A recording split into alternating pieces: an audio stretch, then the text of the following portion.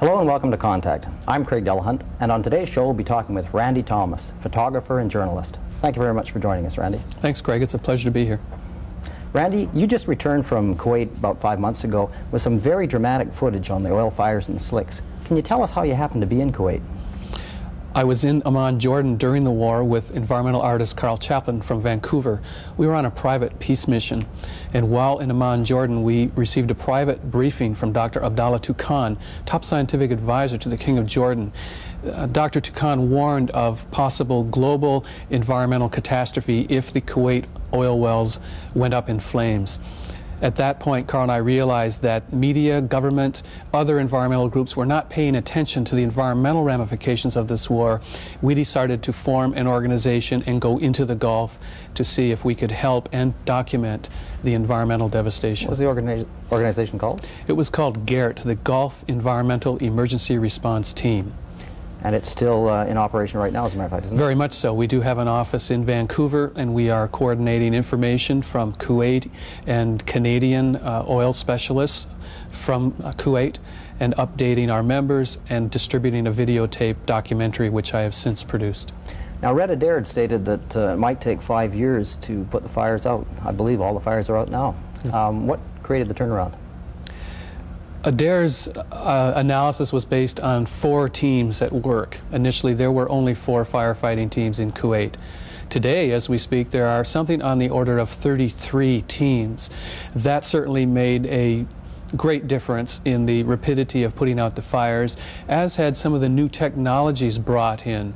They are now using jet engines mounted on a tank to literally blow fires out, and other experimental technologies that have proved quite remarkable. Canadian safety boss from Alberta have been credited with the most fires extinguished, and they have been putting out on the order of 8 or 9 wells per day with 3 teams. Now, there were fears that the world wouldn't respond to these fires. Now, obviously, there has been a world response. What ramifications are there environmentally that there will be a cleanup? I'm very concerned now, in fact, that with the fires out, there is a danger that what little attention has been focused on what I call the Ecowar in the Middle East will dissipate. People are already saying in the print media, it's over. It's over, and certainly it's not over. We have an enormous cleanup ahead of us in the Gulf. Well, could this be a reaction possibly to the alarmist view that was presented by the environmentalists before the fires were put out? There certainly is a lot of "I told you so" going around. People are being castigated for crying wolf, for saying that we would have a global climatic disaster, things of this nature.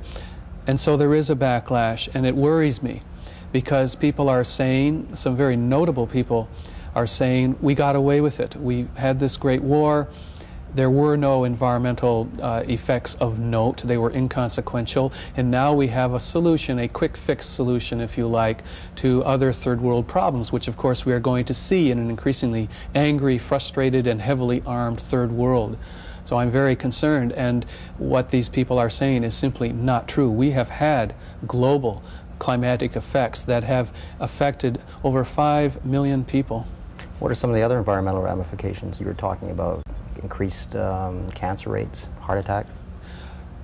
The oil fires in Kuwait that have been burning for the past 6 months were very, very toxic, and will be having very adverse health effects on residents who have been subjected to this carbon fallout. We're talking heavy metals, polycyclic aromatic hydrocarbons. According to doctors, scientists I spoke with in Kuwait, very carcinogenic compounds that will take perhaps 10 years to kick in before we start seeing cancers, heart problems, as well as the asthmas and illnesses already happening. The good news, of course, is the fires were put out a few days ago. That will certainly lessen the overall impact, but we are going to see quite a few deaths down the road, similar to Chernobyl, I think. Now, they say the desert will probably heal up in 2 or 3 years. Are you optimistic that that's the case? Oh, I'm not sure if the desert will ever come back. I prepared an environmental impact study for the royal family of Kuwait before I left the country, and with 2 members of Earth Trust, I also briefed some cabinet ministers and told them that their environment was unraveling to the extent that their society was imperiled and it may not ever fully recover. Now, is this how you feel now, though? I do. Take a stretch of desert that's been impacted by a single tire track of a four-wheel drive. Experts tell us it could take 40 years for that very fragile microsystem and algae to reassert themselves. We're seeing hundreds, if not thousands, of miles of tank tracks, trenches, revetments, shell craters that have torn apart this very fragile fungal layer on the desert. And then we're seeing a coat almost like creosote, blackening hundreds of square miles of desert. Certainly the impacts have been devastating, coupled with climatic changes. I experienced temperature drops there of 23 degrees Celsius. Lack of photosynthesis for many months has also played a very disruptive part in the desert ecology.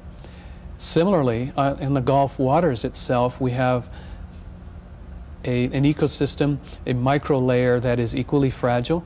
Well, now, that has also been devastated. We've been talking about the fires, but what about the actual Gulf itself, the slick? We haven't heard much about that. How's it being dealt with? The slick is not being dealt with right now. Greenpeace, who was in the area, reports 50 laborers on a beach with rakes and shovels in Saudi Arabia. Maybe one or two other small teams who I filmed when I was there in March. And that's the extent of a spill, which originally the Saudis estimated, I was there when it came off their computer printout, estimated to be something in the order of 5.5 million barrels. What does this mean? Well, Exxon Valdez was 250,000 barrels, so we're talking something in the order of 25 or more Exxon Valdez. Now, the National Oceanics and Atmospheric Administration of the United States, a monitoring body with the U.S. government, says the carbon fallout from the fires has effectively doubled the amount of oil in the Gulf. If this is anywhere near accurate, we are looking at a spill on the order of 40 times Exxon Valdez in a very shallow, very saline and warm and nearly fully enclosed inland sea, which is already having devastating effects in fisheries there and wildlife. Well, do you think there'll be any kind of push to address this as there was with the fires? I mean, 6 months as opposed to 5 years? Possibly they'll get enough equipment in there to do a job? The Gulf Environmental Emergency Response Team and others have been lobbying. I think, along with Earth Trust, we played a very important role in increasing the number of firefighting teams in Kuwait, and we are now lobbying for international assistance in the Gulf. I've just been to Ottawa, where I have briefed senior advisors with the Environment Canada, Ministry of External Affairs, Department of National Defense, and others on the problem, asking for Canadian assistance. I do know that the International Marine Organization has a long-term cleanup plan for the Gulf, as does a regional organization in the area itself, but funding is not available, and as yet there is really no concerted effort to begin to remediate a very imperiled environment. Now, the video footage you took, where's it been shown? I believe it's been shown around the world, and it's still being shown. Can you tell us about it? I worked very closely with CNN in Kuwait, and much of my footage was aired on CNN, CBC, the other American broadcast networks. It showed in Britain, in Holland, but only in clips, only in short clips. Now I've put together a full 28-minute documentary called Ecowar, which gives a devastating overview of the entire environmental situation in the Gulf, a lesson that we really haven't learned and that really wasn't fully covered by media. Let's move away from the Gulf and talk a little bit about your own brief personal history as a youth. You're a Canadian citizen, yet you grew up in the United States, and you wound up serving in Vietnam. Would you like to tell us about it? Almost ended up in Vietnam. I was in the American Navy in the officers training program. As a Canadian citizen? Now, how did as an American, born in the States, in an American university in Wisconsin during the 60s.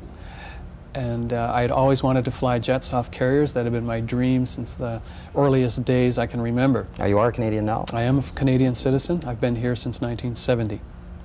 But when I realized that I would have to drop napalm on families that were really no different from my own, I resigned my commission and with regret and said I cannot join in this activity. I was told you may not resign your commission, and I was facing a stretch in the Portsmouth Naval Brig. I came to Canada as a deserter from the Navy in 1970, and I'm very thankful to this country which took me and many others in. And, now you honed your skills as a journalist on the streets of Milwaukee and Chicago. Would you like to tell us a bit about that? I guess there's many stories. But many stories indeed, but what a fantastic experience for a budding journalist to be on the streets of Milwaukee during a time of great unrest. I was an activist on campus against the war, took part in many demonstrations, occupations, and then as a journalist covered the ghetto in Milwaukee and warned that city that the ghetto was about to explode. Took a lot of flack for that story. A week later, the ghetto was in flames. We had National Guard, armed troops in the city, a curfew, a very frightening time. Again, I was in the midst of that, photographing, writing, and again, what a wonderful education. Went to Chicago, participated in demonstrations there as a journalist, and published my own underground newspaper for 3 years there, and really learned journalism the only way it can be learned, by doing it and living it 24 hours a day. Tremendous amount of energy. Now, after the Navy, I guess you came to Canada and you wound up as a photographer for the Vancouver Sun. Would you like to tell us about that? That took quite a bit of doing. At that time, in the early 70s, the Vancouver Sun was the premier photo newspaper in Canada. And the photographers on staff were really the elite of photojournalists. And when I arrived out here and helped open the first photographic gallery in Vancouver, I decided I wanted to be a photographer for them.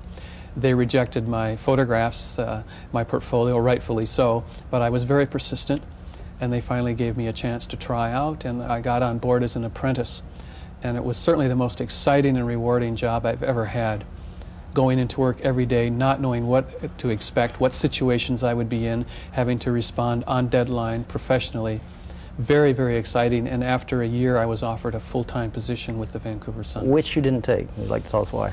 There was a very heart-rending moment, but I had just purchased the bare hulls of a 31-foot trimaran up on Gabriola Island, which I was working on weekends, and I told them very regretfully that I decided to put to sea, to go out into the Pacific on an extended voyage of discovery, and I could not accept their position. And so in essence, that boat became a media boat that took me all over the Pacific for the next 8 years. Now, what was the make of that trimaran? She's a Kismet design. That's a local Canadian design. She's cold molded plywood, 31 foot. Beautiful. With a fiberglass overlay? Fiberglass over. Small for ocean work, but very sea kindly. Been through 2 hurricanes with that vessel. And how did you survive the hurricanes? Trimarans, especially now, in cases, the capsized trimaran up in Queen Charlotte 6 months ago, they were in the hull for 18 days, and I believe it was the same make as yours. The same make, a sister ship, and a good friend of mine, and I was quite concerned about him. And I warned him that his parachute sea anchoring system was not sufficiently rigged. And in fact, if you have a good parachute system off the bows, even in very extreme conditions, you are on an unsinkable raft that cannot capsize because you're held head-on into the seas. Unless something separates the parachute cord. That's right. You don't want to lose that parachute, which happened to my friend. He lost the chute. He was doing fine up until then. And shortly thereafter, he was capsized by its wave action. That's dangerous to any vessel, I might add, in those extreme situations. I've been there. You've also ridden out a hurricane without your parachute. Can you tell us about that? That was very dicey. Coming down the coast of California in the wintertime, trying to get around Conception. I have a satellite photograph of a storm that stretches from Alaska to Baja. We were near the eye of it. For 90 hours we lay beam on to wind speeds over 85 knots, which is full force 12, seas of something on the order of 40-foot swells and 25-foot breaking seas on top, according to ships in the area. Very terrifying. The mana of my vessel, her spirit, really is what brought us through, and that's something that you really can't build or buy. She just has a very exceptional spirit. And you didn't run with the seas? The seas were too confused to run. It was like the creation of, being present at the creation of the world. It was total chaos with huge pyramiding seas. There was no rhyme or reason. There was no real way to run with them. It was total chaos. Now, you spent 8 years traveling around the Pacific. What are some of your more memorable experiences, say, in the islands? I've done the South Pacific Islands. I've seen the paradise that many of us dream about. I'm happy to report it still exists.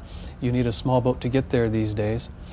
I guess my most memorable times were in the Far East, a place I'd always wanted to visit, a place where very few sailors venture. Why is that? It's way off the track, and when you get into a place like Hong Kong or Japan, the only way back home to North America is across the top of the North Pacific. Certainly one of the most fearsome sea routes on the planet, with a fearsome reputation of storms and loss of life, and a very long journey. That's one of the longest open water stretches on Earth across the top. So that's the way you came back? That's the way I came back. Now, you were telling me, actually, when you were down in the South Pacific, that's where you saw your first clear cut. That's right. I was in a place called Santa Cruz, just off the Solomon Islands, a few hundred miles. A beautiful place, little change since the Polynesians discovered it thousands of years before. People living in traditional ways, something right out of National Geographic. Was horrified on going ashore to hear the sound of heavy machinery and see huge sections of rainforest just ripped out of the earth. And again, my first experience with it, I didn't know the term clear cut. Certainly devastating. Later we were in Vanuatu in the New Hebrides. I'll never forget coming to a magnificent beach. Again, a place that we all dream about. Late in the evening, very quiet, the parrot birds singing in the jungle, no one around, dropping anchor off the sand, and suddenly this terrible roar and this mechanical machine coming up over the edge of the beach, knocking down trees.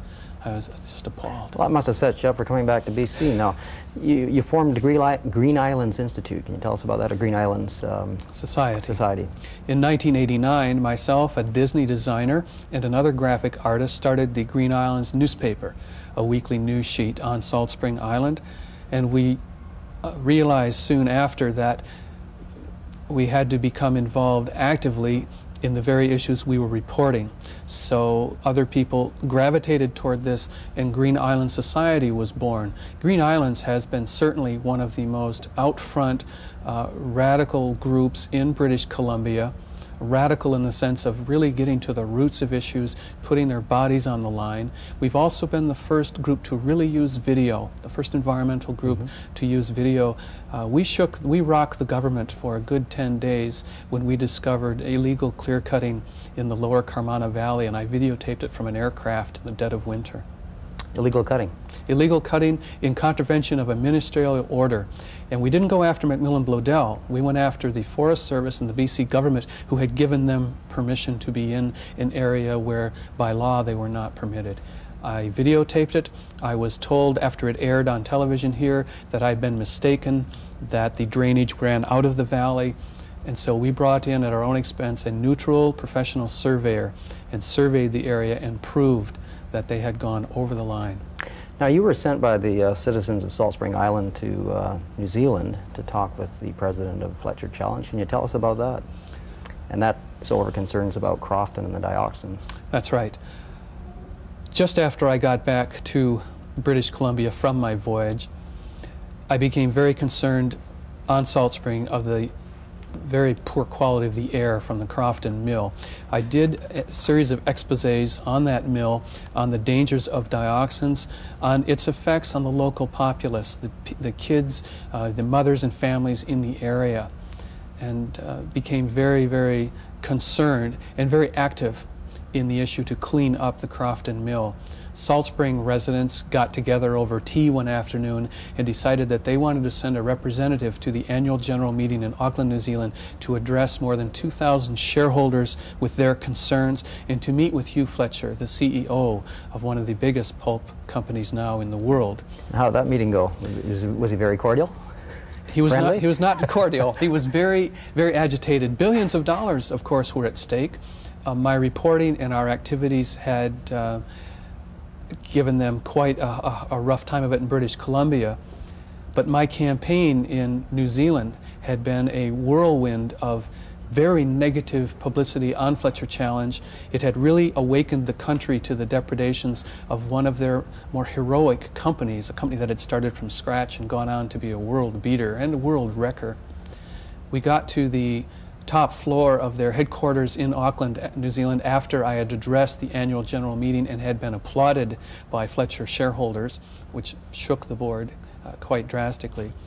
We got off the elevator on the top floor, and I was immediately alerted because there was no one else on this floor during the middle of a working week. No secretaries, no offices open. They took me into a back room, closed the door, took off their jackets and rolled up their sleeves. And I said, hey, we're going to get down here. A little attitude adjustment. Yes. And we had a very intense, shall we say, conversation. And I simply asked them to cut back production, make some kind of effort visible to the community that they were addressing concerns. People were getting ill, wildlife was dying, our fisheries had just been closed that week in the area.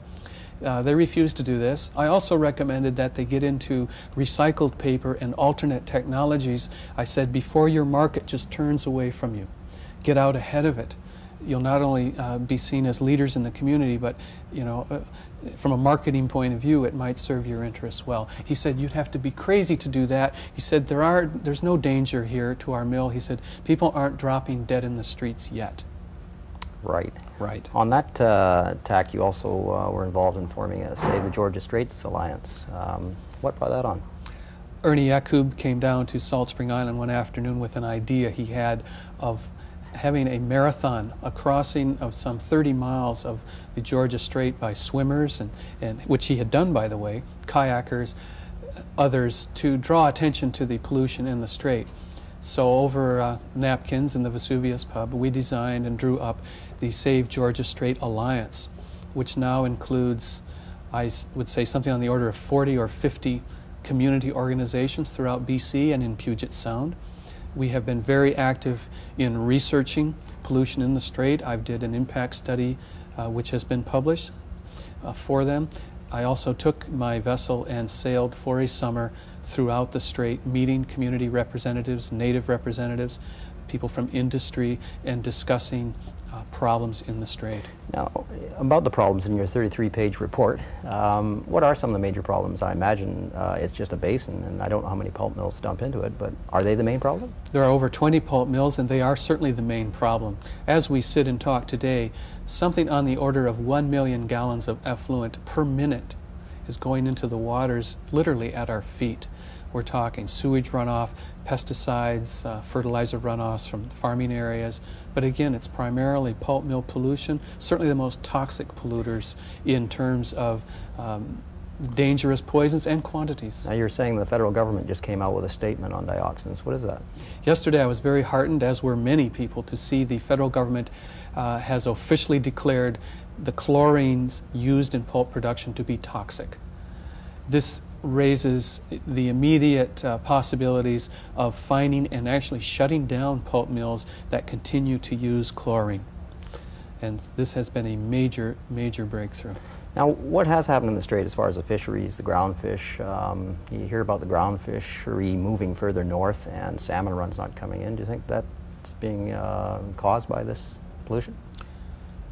I think that we have yet to see the full effects of pollution. It's very hard to tie this to pollution. You'll see it in reproductive failures. We are certainly seeing diseased fish in the Vancouver area, Burrard Inlet area. I would hazard a guess and say the primary cause of your lack of the coho this year and fisheries decline in general in the straits is logging. The federal government has released a report saying that 50% of the salmon streams have been destroyed in British Columbia by poor logging and road building practices. That's an enormous impact. We're talking drift net fishing out in the North Pacific. Also a factor, and you mentioned the fisheries moving north. I have been on fishing boats and seen their water temperature charts, and the waters are warming, definitely warming as the greenhouse warming kicks in and the fish are moving north ahead of it. Well, how would you like to see our new government proceed environmentally in addressing these problems? With a very immediate and firm action to curb polluters, to protect our remaining old-growth wilderness. There's very, very little left. It's going to be gone very quickly, and if we simply did more with our wood products and cut our waste, which is phenomenal, by only 10%, we could save places like Carmana, the Wallbrand, Sitka. We could put them aside if we just cleaned up our Forestry Act. But we need to see immediate, urgent movement. There's no more time. In 1 or 2 years, all of our wilderness areas in British Columbia will have been impacted and violated. This is a little off that, but John Reynolds once said he'd eat crabs out of house sound anytime. You think that's a wise idea for him? I would not recommend it. I haven't been impressed. I was not impressed with his term as Environment Minister, but I wish him no ill will, and that would be certainly very ill-advised to eat any shellfish, not only in Howe Sound, but I would take great care around the Gulf Islands, almost anywhere on this coast. If you look at a map of fisheries closures, which are done at relatively high levels of dioxins, it covers almost all of the inside coast of British Columbia. Now they're also using the strait as a dumping ground, and I believe you were stating that in Howe Sound they're actually dumping mercury because it's already polluted. Would you like to elaborate on that? They have a government policy in this province called like on like, which is if you've contaminated an area with a substance such as mercury, dump more because it's already contaminated. Never mind that it might migrate for hundreds of miles and disturb the food chain all the way up to human beings, but go ahead and continue dumping. Now we're about to be faced with the prospect of dumping heavily contaminated sludge and soils from Falls Creek, right out here off Point Grey. What's your next campaign or endeavor? What are you working on right now, even as we speak? I've learned to become more and more project-oriented. Now you've just come back from campaigns in the Sitka and in the Walbrand, actually. The Walbrand most recently, though I was only up there a few days, checking out the situation, reporting on the situation, advising people some of the lessons I had learned on other blockades.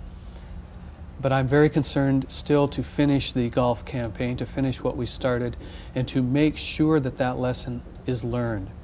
It was not well reported, and I fear that we haven't learned the lesson of the biggest environmental disaster in history. Randy, our time's up. Thank you very much for joining us. Thank you, Craig. And all the best in your future endeavors. Thank you. I'd like to thank Anderson's Restaurant for providing us with this beautiful venue. For Contact, I'm Craig Delahunt. Please join us again next time.